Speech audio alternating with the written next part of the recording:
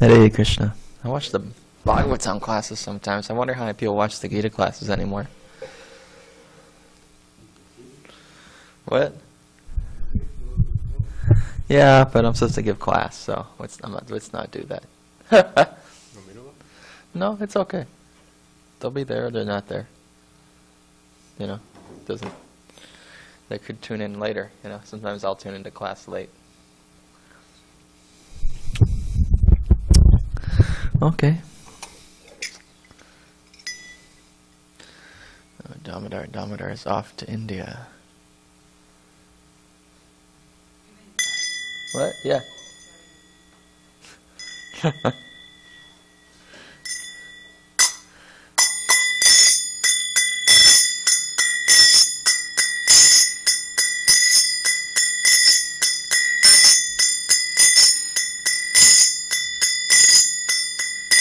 Jaya Radha Madhava Kunja Bihari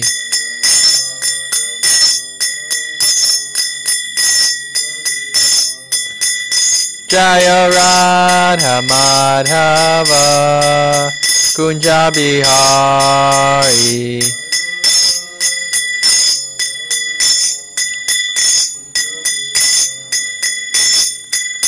Gopijana Vallabha Girivanadari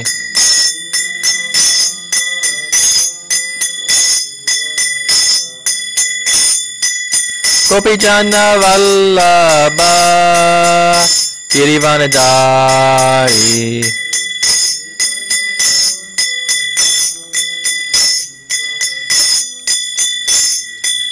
Yashoda Nandana Brajajana Ranjana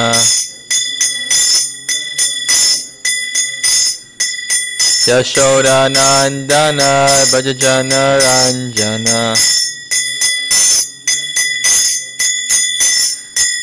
Yamuna Tira Vanachari Yamuna Tira Vanachari Jaya Radha Madhava Kunja Bihari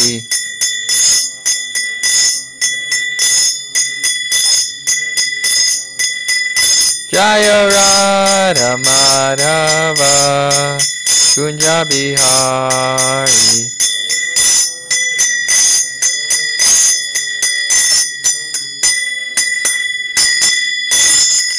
Srila Prabhupada ki jai, Shri Shri Gaur Nitai ki jai. All glorious assembled devotees. All glorious assembled devotees. All glories to Sri Guru and Sri Gauranga.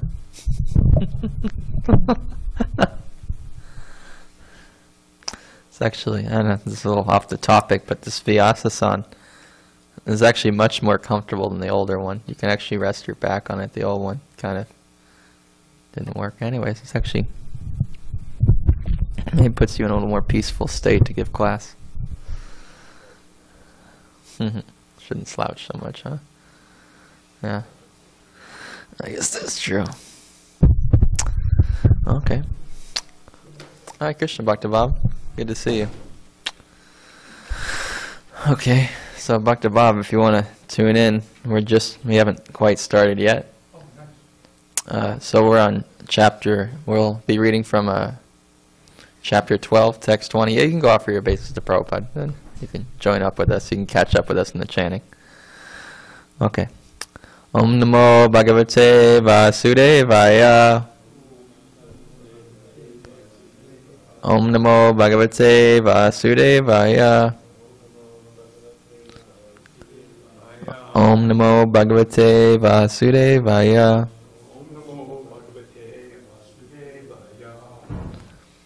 Okay. Yeah, so we're on chapter 12, text number 20. So that's page 533 in my book. Yeah, it's 533 or 527. Probably 527. There's one book that's different. 533? Yeah. So it's Which text? text number 20. Okay. Jamal, do you think it helps? Suresh, you got it? Okay, Suresh, you got it. Okay. 527, you said also? Anyways, yeah, it's either 523 or 527. Or 533 or 527. That's 20. Yeah, okay. Okay. So we'll chant the Sanskrit.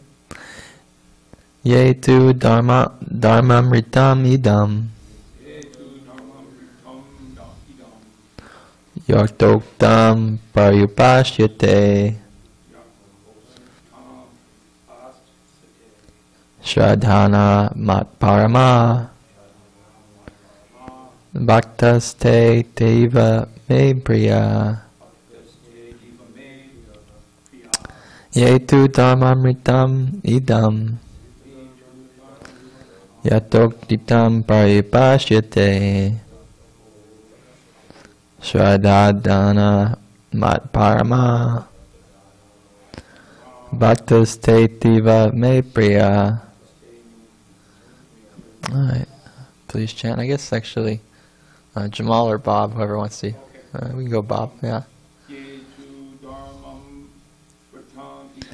Ye tu dhammam ritam idam.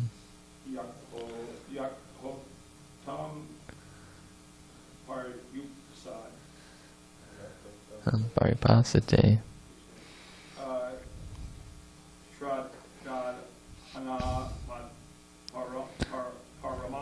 Shradhana mat parama.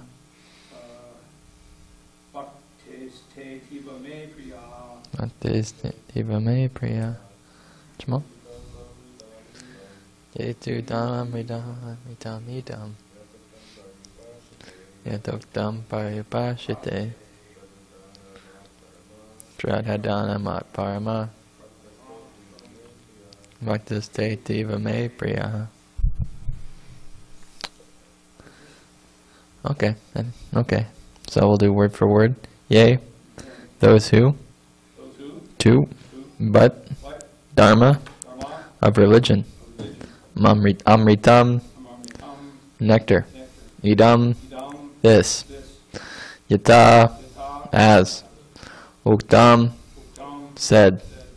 Paryupashyate, Shradhadana. What? Oh, did I forget one? Oh, okay. Completely engaged. Shradhadana, with faith. Mat parama, taking me, the Supreme Lord, as everything. Bhakta, devotees. Te, they. Tsiva, very, very. Me, to me. Priyaha, dear. Translation.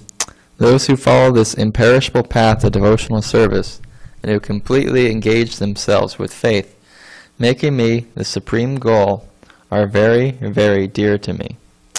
Srila Prabhupada's purport. In this chapter, from verse 2 to the end, from Maya Avesha Mano Yayamam, fixing the mind on me, through Yetu Dhammam Ritam Idam, this religion of eternal engagement, the Supreme Lord has explained the processes of transcendental service for approaching Him. Such processes are very dear to the Lord, and He accepts a person engaged in them. The question of who is better, one who is engaged in the path of the impersonal Brahman, or one who is engaged in the personal service of the Supreme Personality of Godhead, was raised by Arjuna, and the Lord replied to him so explicitly that there is no doubt that devotional service to the Supreme Personality of Godhead is the best of all processes for self-realization, for spiritual realization, In other words, in this chapter it is decided that through good association one develops attachment for pure devotional service, and thereby accepts a bona fide spiritual master, and from him begins to hear and chant, and observe the regulative principles of devotional service with faith, attachment, and devotion, and thus becomes engaged in the transcendental service of the Lord. This path is recommended in this chapter. Therefore, there is no doubt that devotional service is the only absolute path for self-realization, for the attainment of the Supreme Personality Godhead. The impersonal conception of the Supreme Absolute Truth, as described in this chapter, is recommended only up to the time one surrenders unto Him for self-realization. One surrenders himself for self-realization. In other words, as long as one does not have the chance to associate with the pure devotee, the impersonal conception may be beneficial. In the impersonal conception of the Absolute Truth, one works without fruitive result, meditates and cultivates knowledge to understand spirit and matter.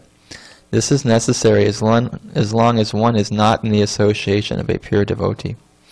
Fortunately, if one develops directly a desire to engage in Krishna consciousness in pure devotional service, he does not need to undergo step-by-step improvements in spiritual realization. Devotional service, as described in the middle 6 chapters of Bhagavad Gita, is more congenial. One need not bother about materials to keep body and soul together, because by the grace of the Lord, everything is carried out automatically. Thus end the Bhaktivedanta purports, the 12th chapter of the Srimad Bhagavad Gita, in the matter of devotional service. Om Gyanat Mandasya Yaranjana Shalakaya Jakshrum Mitam Yena Tasmai Shri Gurave Namaha. I was born in the darkness of ignorance, and my spiritual master is opening my eyes to the torchlight of knowledge. I offer my humble obeisances unto him and Sri Parampara.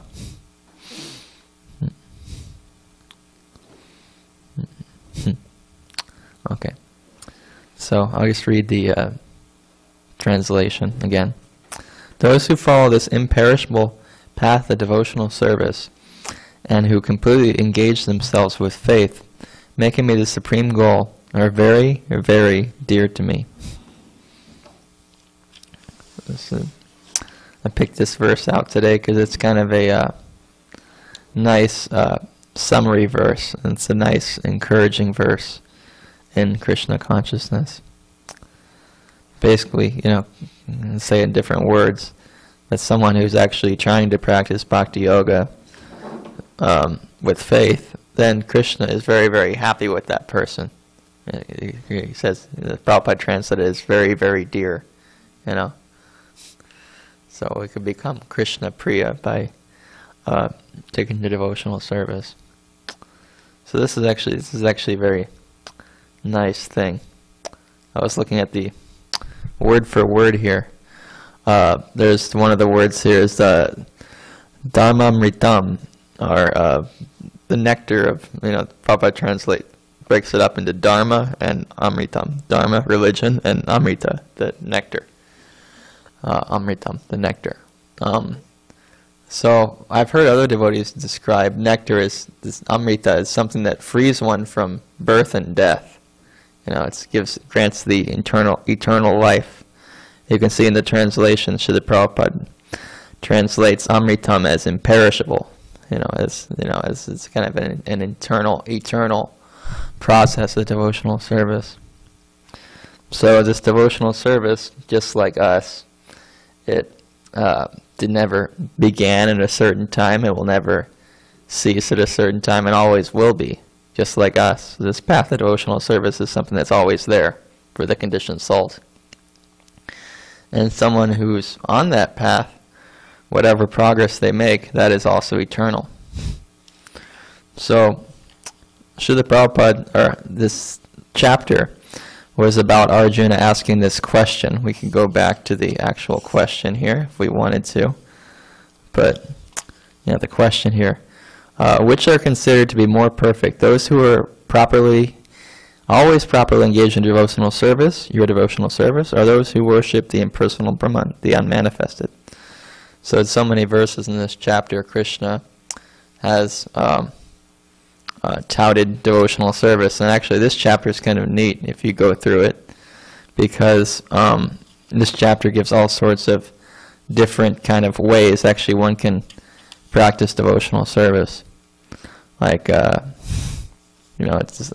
kind of gives the step-by-step one. There's the just fix your mind on me, be in perfect samadhi. Yeah, can you do that, Bhakti Zach? You want to be in perfect samadhi? How long did that last? Like 1 second, maybe? You know? Okay, so Bhakti Zach, if you cannot fix your mind on Krishna without deviation, then I think you should follow the regular principles of Bhakti Yoga. And this way you can develop a desire to attain Krishna. You know, so this is what Krishna is saying. You know, and then he even gives, if you can't follow the regulations of Bhakti Yoga, then just try to work for me. Give some of your money. Give some of your time. You know, do something. You know, show some effort. You can't work. You know, you can't work for some reason. Then at least try. You can't work for Krishna. At least try to give up the results of your work to somebody, even if it's not me. Somebody, some charitable cause. You know, try to at least become detached a little bit from the fruits of your labor. You know. Anyways, so Krishna, he's giving all sorts of different paths of devotional, different ways one can take the devotional service. This whole chapter is really an encouragement to try to take the devotional service in whatever way we can. You know. So this idea of devotional service being superior to this path of impersonal Brahman, I'm not so familiar with the verses of this chapter yet. This is why I'm taking Bhakti Shastri. I only read the Gita like once, but in the Gita it is stated that to meditate on the impersonal Brahman is actually a very difficult path, whereas the path of devotional service is described as joyfully performed. So there's a little bit of a contrast there in the paths. And not only is the path of impersonal realization difficult, but the goal is much more, what's the word I'm looking for? The goal is much smaller. And the goal isn't, you know, it's only really a part of the picture. You don't actually, like, if you attain pure Krishna consciousness, there's nothing more to be desired. Actually, that's described in the Bhagavad Gita, that when one comes to this point of this ultimate spiritual knowledge, then he thinks there is no greater gain, actually. But that's not said about the impersonalists, you know. That they think, oh, like, then they're just there, they're totally satisfied. You know, so actually, you have to work so hard, and you don't even get as nice of a goal by not working. You know, Krishna consciousness, the easier process, you actually get the better goal. So it's kind of an interesting here. So this whole chapter is meant to kind of clear any doubts one might have that this impersonal meditation kind of thing is actually a superior process in some kind of way. So if one has this faith, one can take to this process of devotional service. Very seriously. Oh, I'm just blanking out in the verse. Okay. Aham sarvasya Prabhu. I'm really blanking today. You want to help me out, Dr. Zach? You know this verse? Buddha Bhava Samambita. So, what this verse is saying, Krishna, he's saying that I am the origin of all the spiritual and the material worlds. You know, everything's coming from me. So the wise people, those who know this, they engage in my devotional service. So an important point to be noted here is that you have to know it to engage in Krishna's devotional service. So we have to learn about Krishna. We have to be convinced that Krishna is actually worshipable. I could tell you, chant Hare Krishna. I could tell you so many things, but why? Who cares about this Krishna? Why is Krishna so important? If you don't know, then why chant Hare Krishna?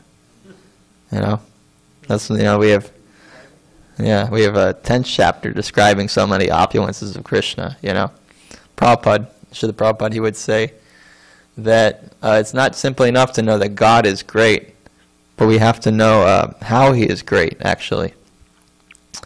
So, by hearing more and more about Krishna, one becomes endeared to Krishna. One wants to, hear more and more about Krishna. One wants to worship Krishna. One actually wants to take up the path of devotional service. Srila Prabhupada would give the analogy of his disciple, and when he had some early disciples in disciple or friend of his that went to San Francisco. And Srila Prabhupada saying, yeah, I've never been to San Francisco, but he's telling me about this place, and maybe I want to go afterwards, you know.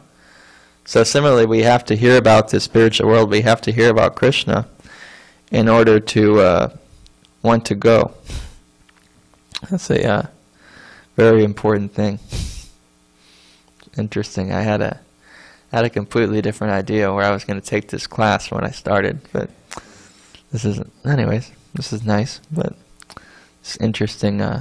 Interesting direction we're going here. So Srila Prabhupada here, at the kind of the end of the purport, he says, if one develops directly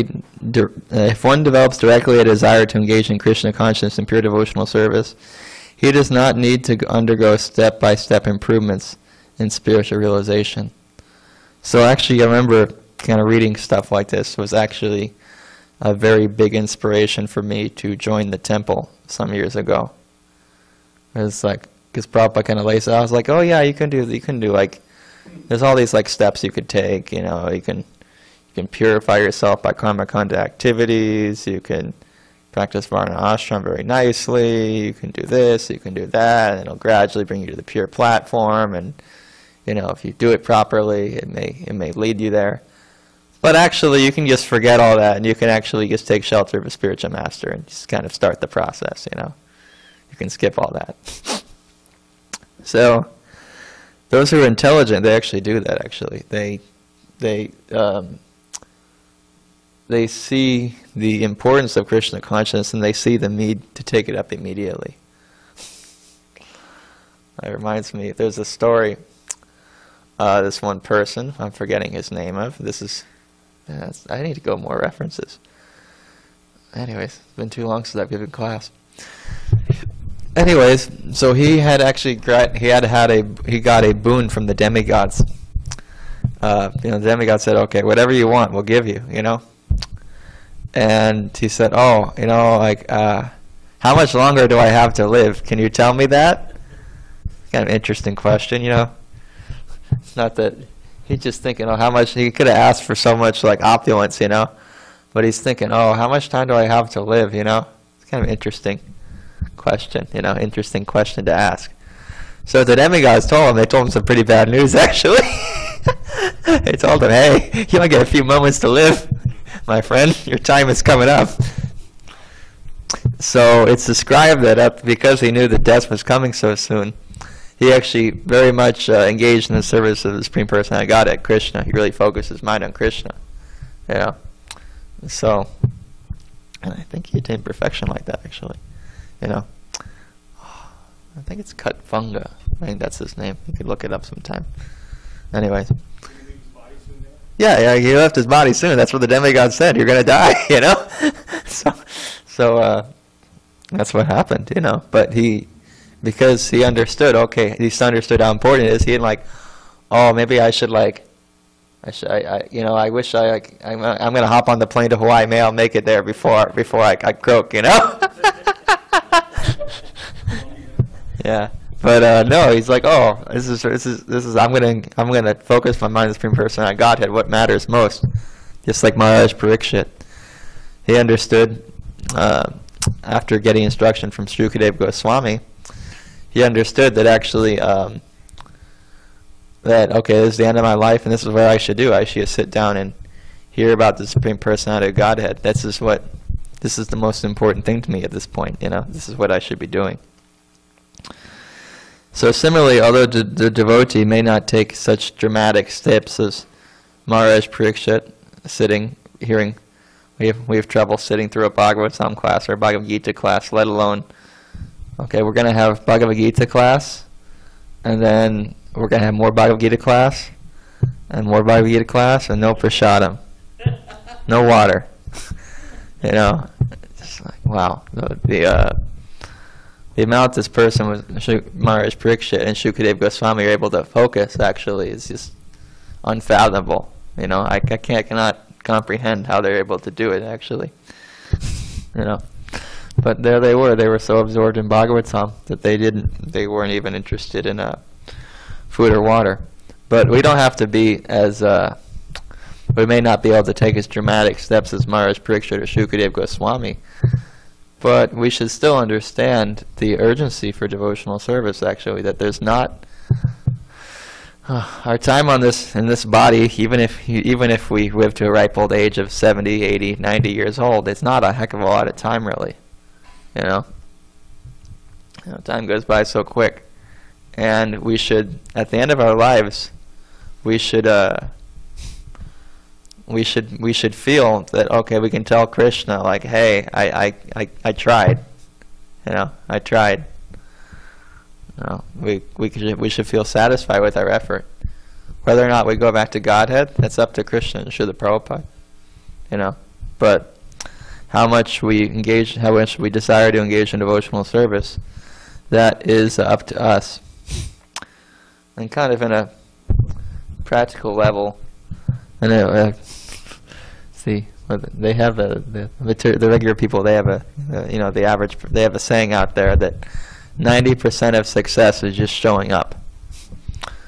So, especially in the temple, I lived in the temple for so many years, but you're in an environment where you're forced to do so many good things.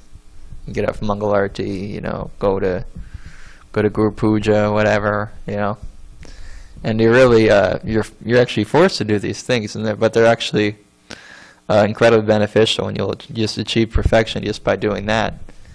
I can tell you, staying outside the temple for so many years, or not so many years, but so much time. It's been about a year and a half, almost a year and a half since I left the temple, and yeah. So the mind in the beginning, the mind thinks, oh, once I get rid of this morning program, then I'll be able to relax. That's what the mind tells you, But no, it actually, what happens is, to some extent, you're in Maya. Because the morning program really, I'm not saying those who don't, not everyone who goes to morning program, doesn't go to morning program is in Maya. I'm not saying that. But the morning program very much helps your Krishna consciousness. You don't, if it's like if you're taking your breakfast every day, you don't really, you might not notice how much what happens when you don't take your breakfast. So a similar way, this is actually so much beneficial for our Krishna consciousness. And also living at the temple where you are forced to associate with devotees, whether or not you have any beefs with them, whether or not this, that, and the other thing, But they're still devotees. These are people who are actually interested in serving Krishna. Everyone out there, their desires, he said in the Gita, that those who aren't on this path of devotional service, the desires are many-branched. Whoop, whoop, whoop, whoop, everywhere. Everyone's got conflicting desires and here and there. Yeah, but the devotees, okay, actually, the devotees are like the facets of a diamond, actually. Because although one may be practicing devotional service in so many kind of different ways, different angles, the aim is actually to please Krishna, even if there's some argument. At least the idea should be that the argument is actually centered around Krishna. So it's actually a very much purifying environment. I remember reading this quote by Prabhupada. It was in a letter, I believe, to a devotee. And Prabhupada, he was saying that actually, Prabhupada gives the analogy of flying a plane in the devotional service. So when you're a pilot, okay, you might have your co-pilot, but let's just say you're a solo pilot for this analogy. You get so much training from the ground, you can get so much training before. But when you're up in the air, then you're on your own. You're there. So in one sense, our devotional service is actually very much dependent on our own desire. But Prabhupada said, yeah, individual strength is what matters. But individual strength is achieved in the association with devotees. So elsewhere, Srila Prabhupada states that man, I wish I had the direct quote, but something along the lines that one who tries to practice Krishna consciousness outside the assembly of devotees, is an illusion. It's an illusion that's going to work. This is the SanKirtan movement. It's not just Kirtan movement, it's SanKirtan movement. It's together. So as much as possible, we should try to associate with devotees, whether they be high devotees or low devotees or whatever. I mean, we use discrimination, but one should not be careful that discrimination will just keep him out of the association of devotees entirely. I sometimes see that actually. Anyways, it's very disappointing to see, because one has to. If one doesn't associate with devotees, then the desire for devotional service may become weak. So it's actually very much important to keep those desires strong. Okay. Anyone have any questions or comments? Dr. Bob? I just want to say all the boys in the assembly of devotees, it's so fortunate that there's a place to go. Yeah.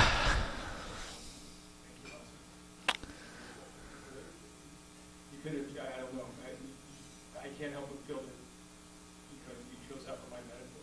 Mm-hmm. That's what I need, exactly what I need to hear.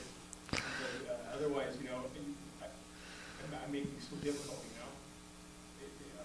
it's so easy to avoid, but all you have to do is suit up and show up. If you're not there, the miracle's going to happen. Yeah. It's going to happen. It happens all the time. If you're not there, then it's not going to happen to you. Yeah.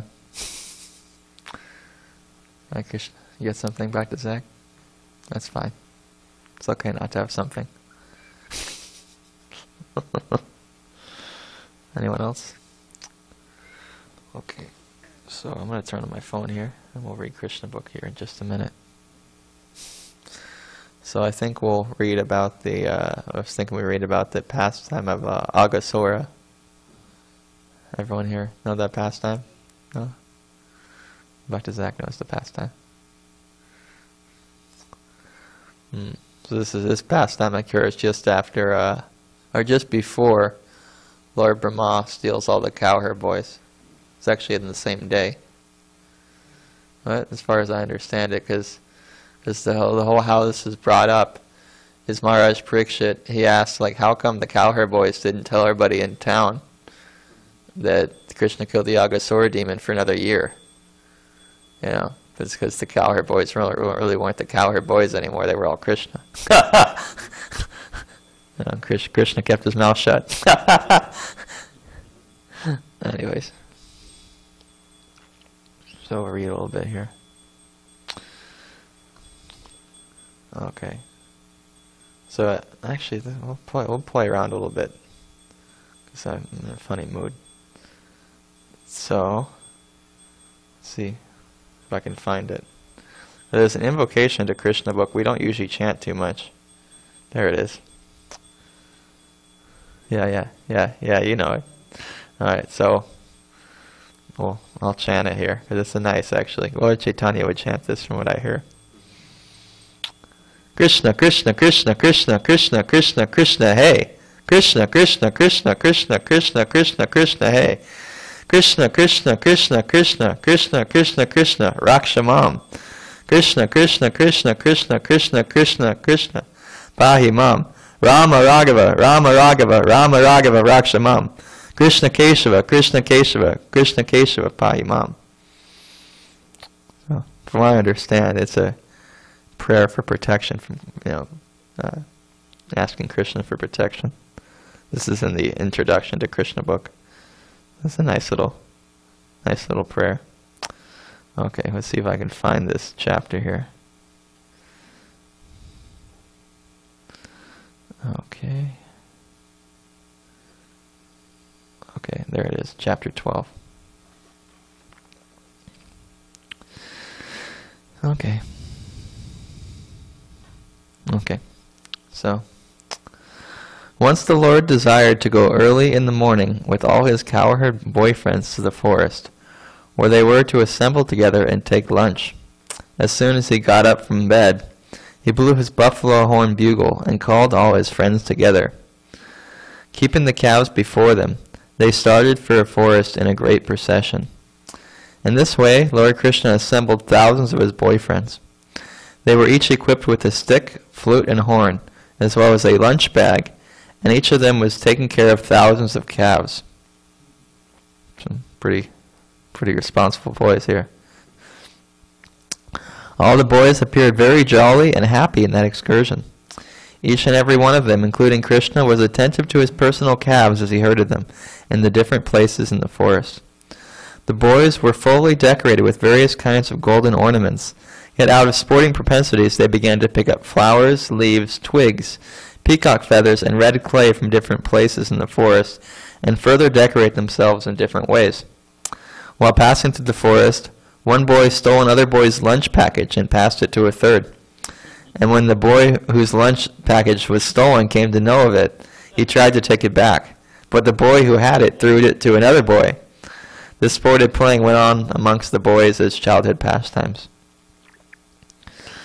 When Lord Krishna went ahead to a distant place in order to see some civic scenery, the boys behind him ran to try to catch up and be the first to touch him.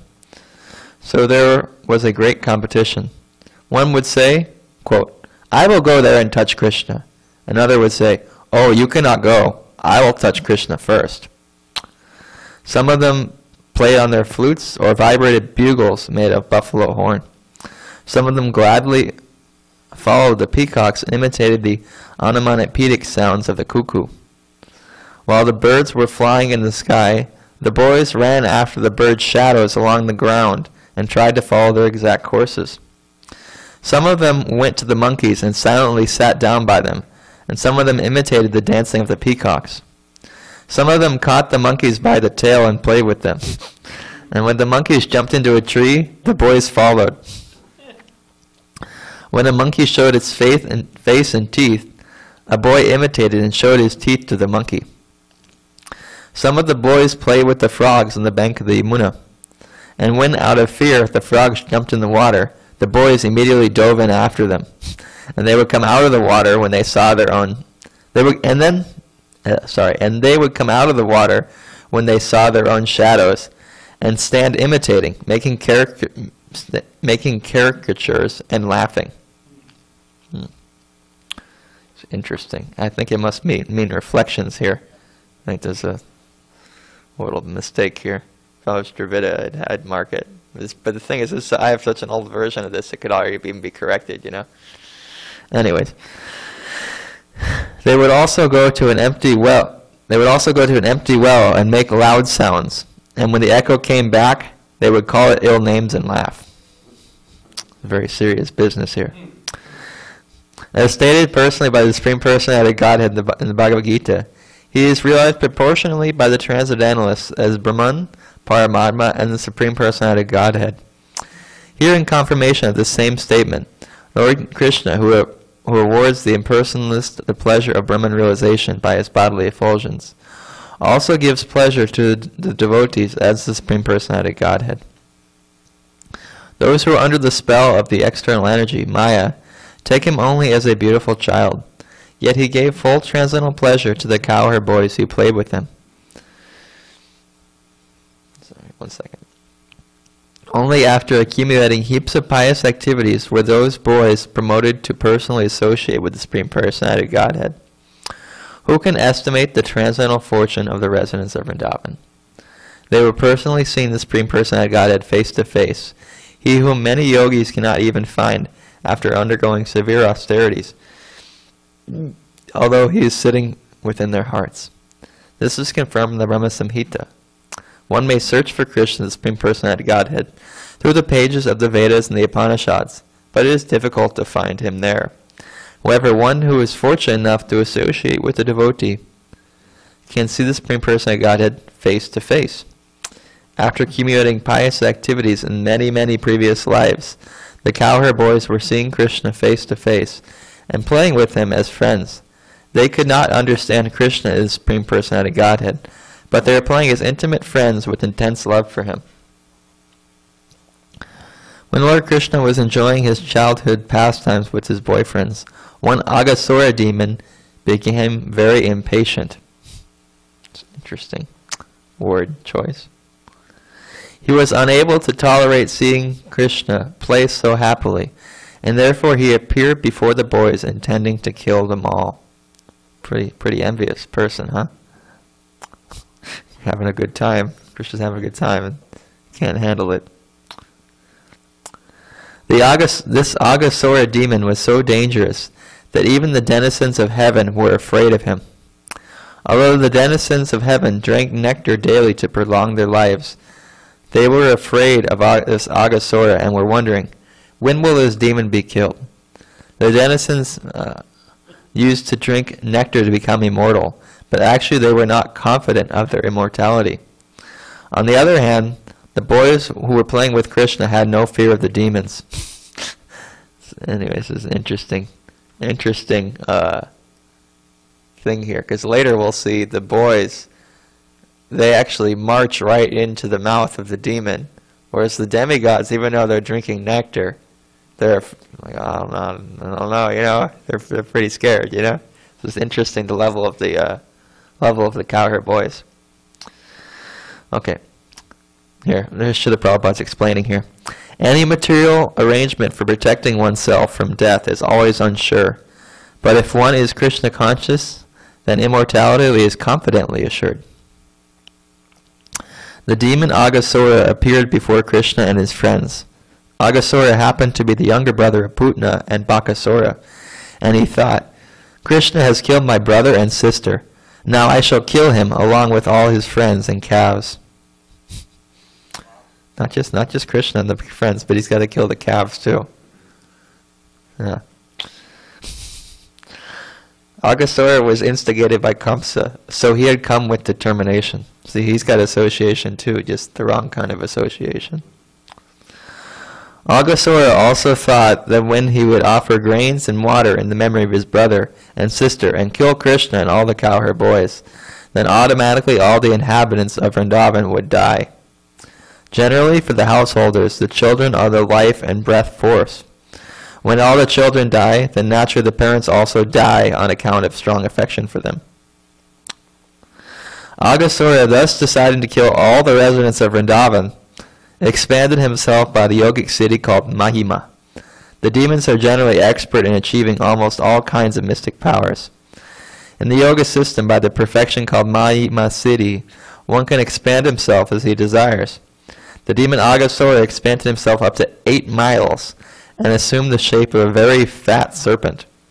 Having attained this wonderful body, he stretched his mouth open just like a mountain cave. Desiring to swallow all the boys at once, including Krishna and Balaram, he sat on the path. The demon in the shape of a big fat serpent expanded his lips from the land to the sky.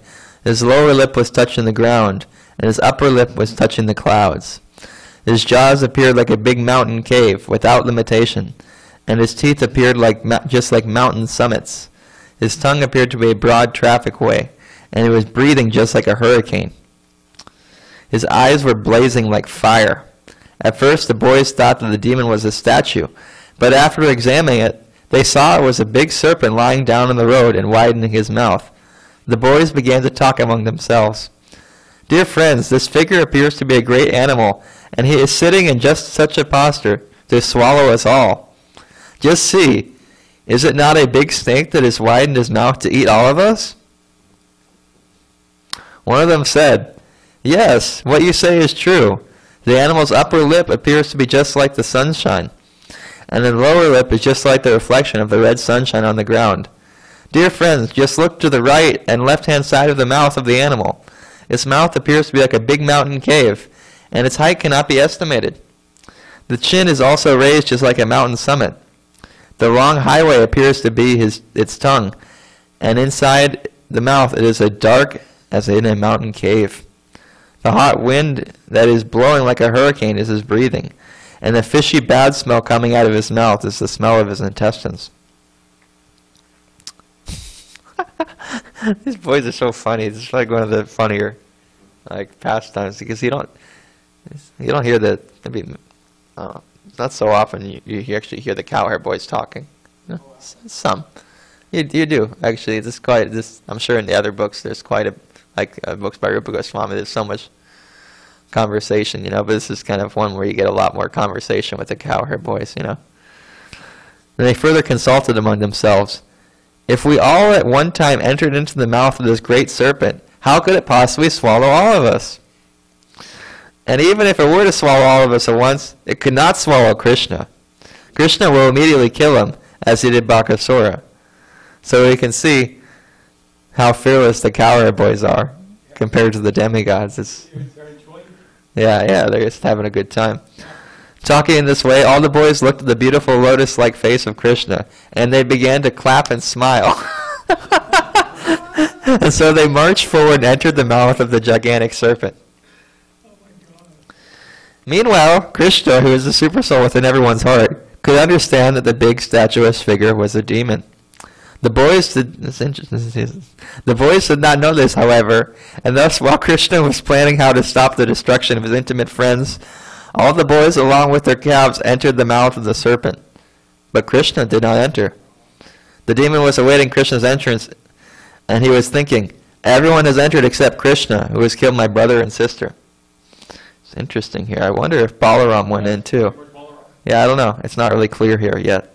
I'm not sure. Krishna is the assurance of safety to everyone, but when he saw his friends were already out of his hands and were lying within the belly of a great serpent, he became momentarily aggrieved. He was also struck with wonder about how the external energy works so wonderfully. He then began to consider how he could kill the demon and at the same time save the boys and calves. Although there was no factual concern on Krishna's part, he was thinking like that. Finally, after some deliberation, he also entered the mouth of the demon. When Krishna entered, all the demigods, who were gathered to see the fun and were hiding within the clouds, expressed their feelings with the words, "Alas, alas!" At the same time, the friends of Aghasura, especially Kamsa, who were all accustomed to eating flesh and blood, expressed their jubilation, understanding that Krishna had also entered the mouth of the demon. You see how much of a show Krishna's putting on, like everyone just watching, the demigods, the demons, Krishna's still the center. Anyway you have it, Krishna's got a full house here. While the demon was trying to smash Krishna and his companions, Krishna heard the demigods crying, "Alas, alas!"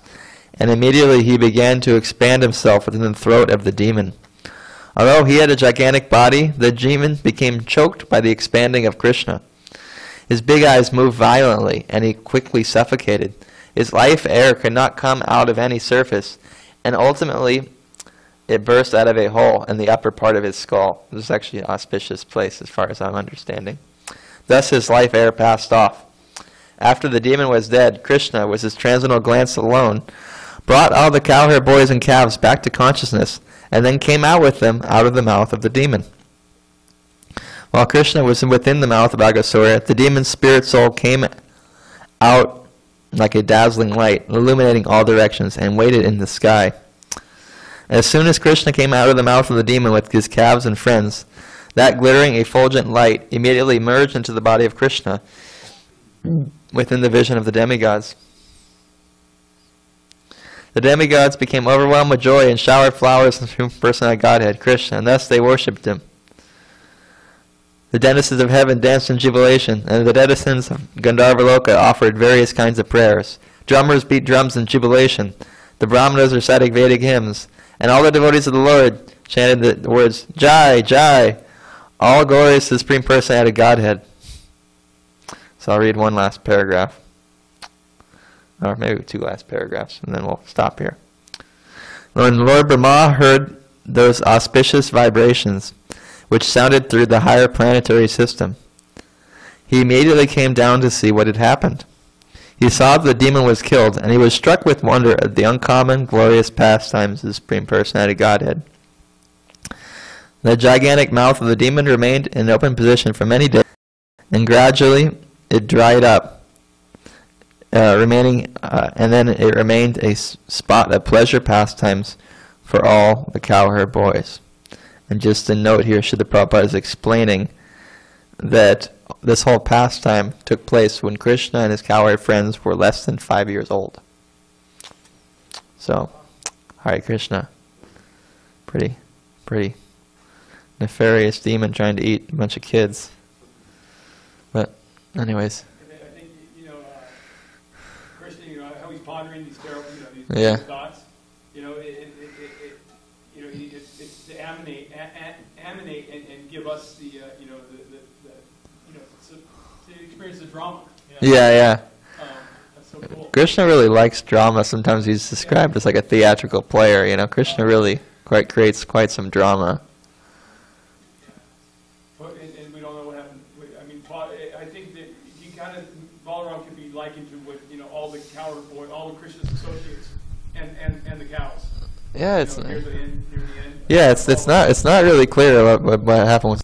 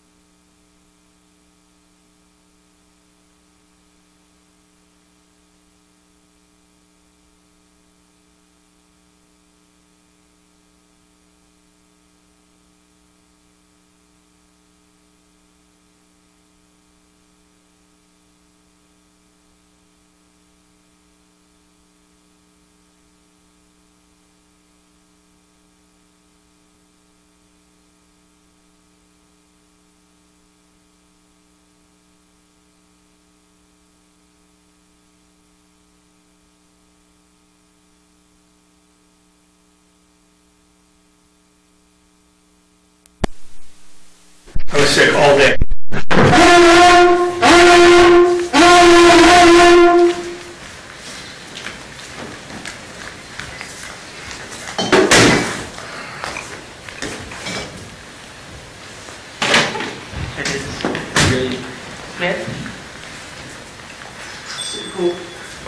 A little much there for Prabhu.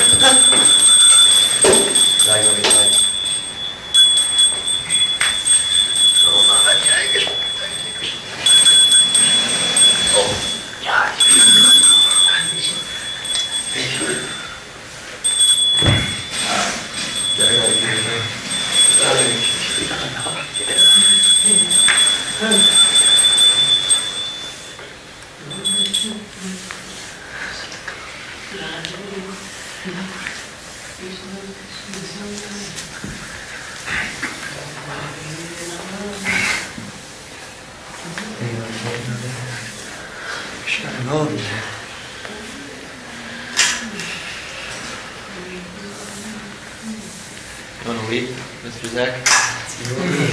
What? Namo Vishnu Padaya Krishna Prestaya Bhutale Srimate Bhakti Vedanta Swami Nistinamine Namo Vishnu Padaya Krishna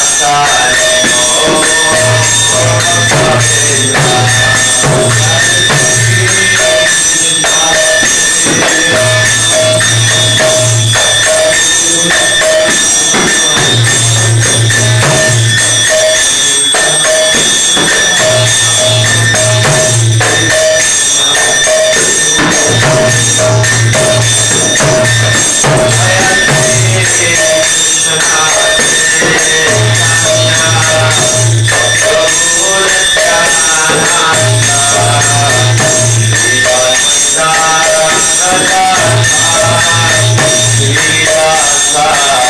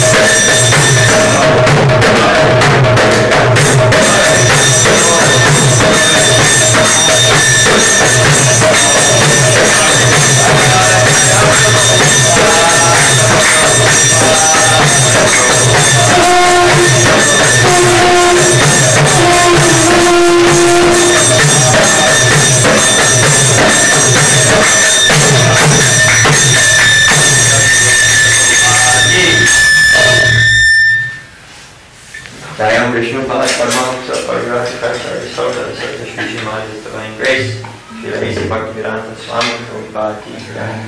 Jayam Prabhupada, Paramahamsa, Parivrajakasa, Aristotle, Sri Srimad, His Divine Grace, Srila Bhakti Siddhanta Saraswati Thakur, Goswami Prabhupada Ki Jai.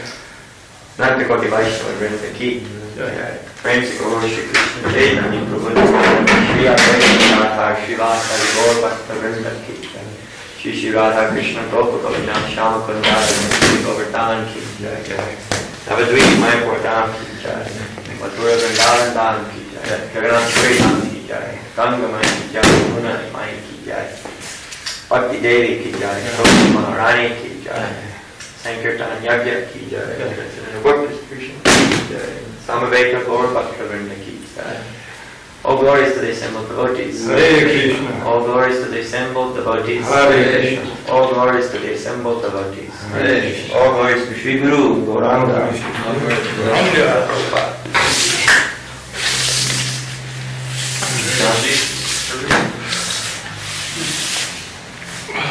Namaste Narasimhaya.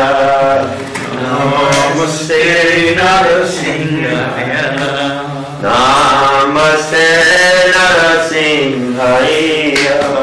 Namaste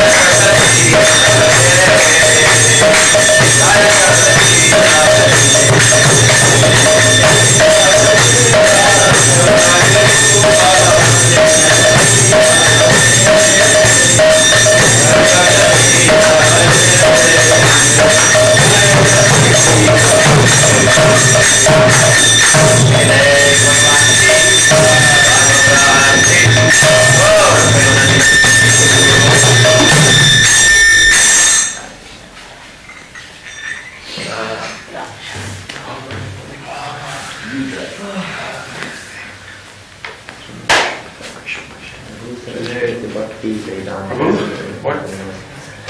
Gaurvani Pacharine, Nivrishish, and the very first day. You did 10? Grinder. The grinder's working now? Yeah. I saw it yesterday over there. Oh, I have to bring more chain for the shelf. The shelf is missing a chain, it's gonna break. Well, Chain? the chain on the shelf. Yeah, I have to go measure it.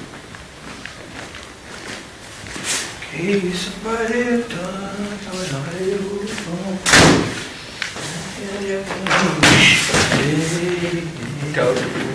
Right now, I think 28. I have one more case. One more? One more case.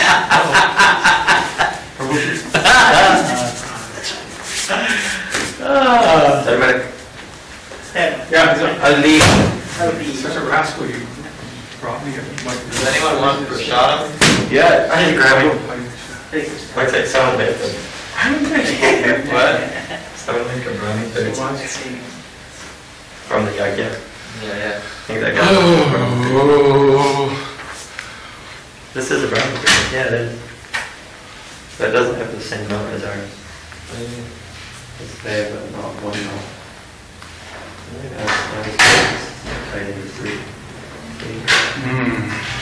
is just like that.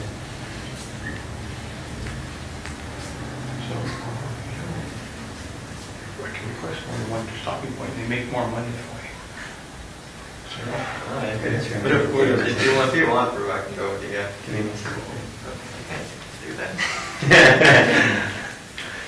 Are you taking prashadam, Bob? Yeah.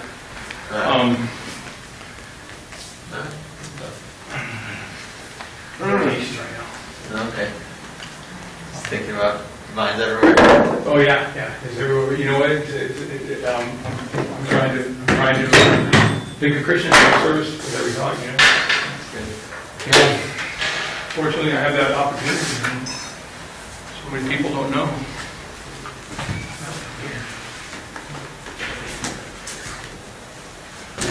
Wow. I was looking at the door when the cars passed. Yeah. I saw a little red dot, from the taillights. I was thinking, is there some kind of electronic lock on the door now or something? Or it was just the cars passing? Yeah. Because my front door is electronic and it has a little light on LED on my front door of my house. I use my cell phone to open the door. Oh, is it? Yeah. Yeah. Nowadays the technology Oh, is yeah. gone too far. Someday you will have you will not even need aeroplane, right? You just think of, going somewhere, you will directly reach there. Oh, you know what? I forgot to turn off my ringer. And it never rang once. So fortunate that Krishna was there protecting me from disturbing you all. Yeah, if you go to the app, I need to change. I need to change the name of